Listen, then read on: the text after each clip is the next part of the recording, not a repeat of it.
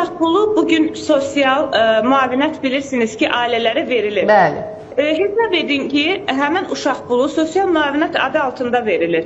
Yəni, axı bu uşaq pulunun bugün inanın ki, yəni ölkəmizdə geniş şəkildə, yəni müzakirəsi də axı yoxdur. Müəyyən mənada müzakirələr olur, amma onun bugünkü gündə, günümüzdə real olması hesab edirəm ki, bu günün mövzusu deyil və müzakirə məsələsi deyil. Ailələr uşaqları dünyaya gətirəndə onlar düşünməməlidirlər ki, mən bugün uşaq dünyaya gətirirəm və bunun qarşılığında dövlətdən nəsə gözləməliyəm. Təbii ki, ailə övladı dünyaya gətirəndə bu yanaşma ilə yanaşarsa, inanın səmimiyyətimə ki, uşaq pulu verilsə belə bundan daha çox tələblər qoyulacaqdır və bu bir növ, bilirsiniz necə, çox mənfi bir tendensiyalara yol açır. Əslində uşaqların dünyaya gəlməsi bu bir nəslin gələcək nəslə ötürülməsi deməkdir. Yəni, bu şəkildə də bugün uşaq pulunun tələbi, yəni siz deyirsiniz ki, müzakirə olunur.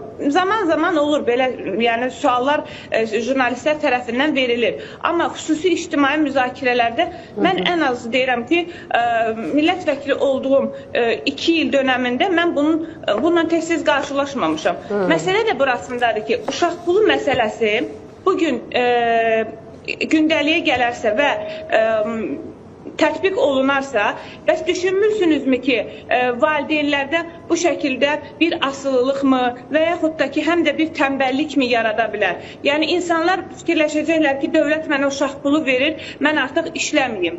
Yəni, bunun özü də doğru bir yanaşma deyil.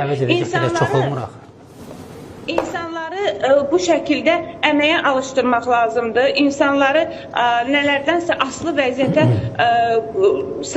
salınması üçün yəni imkanlar yaradılmamalıdır. Amma dediyim kimi, hal-hazırda günümüzdə digər bir ad altında sosial müavinətlər verilir və bilirsiniz ki, şərtlər də bir o qədər də çətin şərtlər deyil. Tələb olunan odur ki, valideynlər, əgər körpə uşaq varsa ailədə, ananın işləməsi önəmli deyil.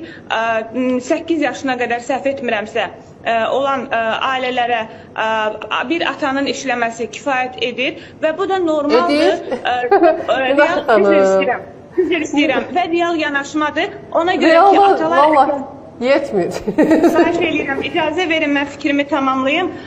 Və bu şəkildə atanın da evdə otursun, ancaq uşaq pulu alsın yanaşması da mənim fikrimə görə və qənaətimcə doğru deyil.